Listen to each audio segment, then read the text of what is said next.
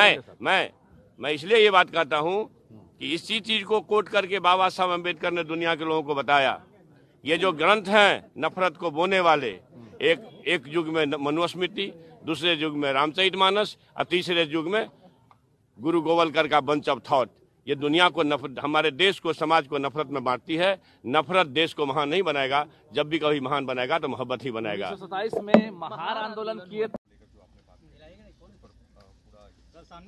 रामचरितमानस को लेकर कही कि उत्तरकांड, सुंदरकांड, अरण्यकांड को लेकर कही, संपूर्ण रामचरितमानस के लिए नहीं कही भाईजान।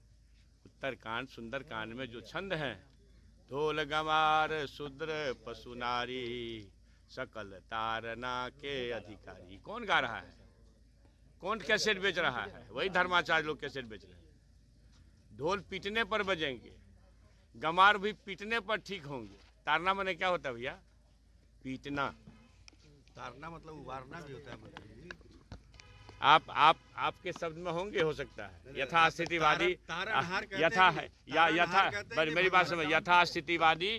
आप ये बताइए कि ढोल गमार शूद्र पशु नारी सकल तारना के अधिकारी, तो ढोल ही, गमार ही, शूद्र और पशु नारी ही, द्विज नहीं। इसका मतलब द्विज को तारने की जरूरत नहीं है ना आपके हिसाब से? द्विज को तारने की जरूरत नहीं है भैया, मतलब द्विज पहले से तारे हुए हैं। कमजोर होता आप बात समझिए, आप वही मनुष्य जाता है भगवान के पास। आप मेरी बात सुनिए ना, ढोल ही तारने लायक है, ठीक है, ढोल जब तक गमार ही तारने लायक है। ढोल को जब तक उसके चमड़े को टाइट नहीं कीजिएगा बजेगा नहीं। वही ढोल ही तारने लायक है, गमार वही वैसे वंचित का चमड़ा टाइट करने लायक है, नारी, संपूर्ण नारी जाति का चमड़ा टाइट करने लायक। आप किस बहस में आ गए? आप हमसे इंटरव्यू करने आए हैं कि आप बहस में आए हैं? सो बताइए, अगर बहस करना है तो बहस करिए, फिर धर्माचार्य को बुला के बहस करिए। अब तारना का अर्थ हमको समझा रहे हैं, तारना का अर्थ लोगों को समझाइए। अब बात समझिए, ढोल गमार शूद्र पशु नारी सकल तारना के अधिकारी, तो मतलब नारी ही क्यों, पुरुष क्यों नहीं तारना के अधिकारी? अगर आप सही हैं कि तारना मतलब होता है, आज भी आप नारी सशक्तिकरण क्यों करते हैं? आप पुरुष क्यों नहीं करते हैं? आप मानते हैं ना, आप सरकार में हैं, मानते हैं ना कि नारी जो है यही ना कमजोर है, क्यों उसकी जरूरत क्यों पड़ गई भाईजान? हजारों साल से जिन लोगों ने अपना एकाधिकार रखा, वो आज भी अपने एकाधिकार को सुरक्षित करना चाहता है। इसलिए महागठबंधन सरकार की महत्वाकांक्षी योजना है कि नारी को हम सशक्तिकरण करें। अब इसका मतलब क्या हम तारें? बताइए, सशक्तिकरण का मतलब तारना होता है? आप तो लगता है कहीं से द्विजवाद पढ़ के आ गए, हमसे बहस कर रहे हैं। आप बात समझ नहीं, आप समझिए भाई, वही ना। तो भाई पुरुष क्यों नहीं, जो इस देश में 95-90%, 85% लोग हैं, तो आप समझ लिया आप करना क्या चाहते हैं। क्यों जातीय जनगणना का विरोध हो रहा है? कौन लोग विरोध कर रहे हैं?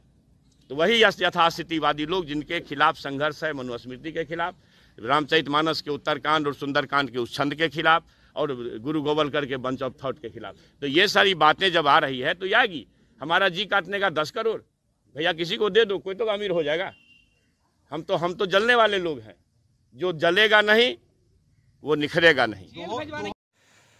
बिहार के शिक्षा मंत्री चंद्रशेखर ने जो कहा है यह अति निंदनीय है। अयोध्या से मैं तपस्वी छावनी पीठाधीश्वर जगत गुरु परमहंस आचार्य, मैं इनके ऊपर विधिक कार्रवाई की मांग करता हूं कि इनको मंत्री पद से बर्खास्त किया जाए। अगर 1 हफ्ते के अंदर ऐसा नहीं होता है तो फिर मैं 10 करोड़ रुपए का इनाम रखता हूं कि जो बिहार के शिक्षा मंत्री चंद्रशेखर की जिह्वा काटेगा उसको मैं 10 करोड़ रुपए पुरस्कार दूंगा। और सनातन धर्म पर अंगुली उठाने के पहले लोग उसका अध्ययन करें। रामचरितमानस जोड़ने वाला ग्रंथ है, तोड़ने वाला ग्रंथ नहीं है। रामचरितमानस भाई भाई में प्रेम कराने वाला ग्रंथ है। रामचरितमानस मानवता को स्थापित करने वाला ग्रंथ है। और रामचरितमानस मर्यादा पुरुषोत्तम भगवान श्री राम के पावन चरित्रों का ग्रंथ है, जो राष्ट्र का गौरव है।